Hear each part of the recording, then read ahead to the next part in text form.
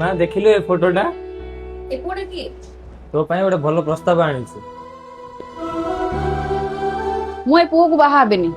ମୁଁ ଯାହାକୁ ଭଲ ପାଉଛି ମୁଁ ତାକୁ ହିଁ ବାହା ହେବି। ଯଦି ବାରମ୍ବାର ମତେ ବାଧ୍ୟ କରୁଛ ତାହେଲେ ମୁଁ ଏ ଘରୁ ପଳେଇବି। କଣ କହିଲୁ? ଘରୁ ଯଦି ପାଦ କାଢିଥିବୁ ତାହେଲେ ମୋର ମଲା ମୁହଁ ଦେଖିବି। अरे मनीषा तू जो पुओ को भल पाउଛୁ तो ଜାଣିଛୁ ତାକୁ ସେ କେତେ ଝିଅଙ୍କ ଜୀବନକୁ ସେ ବର୍ବାଦ କରି ସାରିଛି। ସେ ସବୁ ମୁଁ ଜାଣିନି। ମୁଁ ତାକୁ ଭଲ ପାଉଛି ଆଉ ତାକୁ ହିଁ ବାହା ହେବି।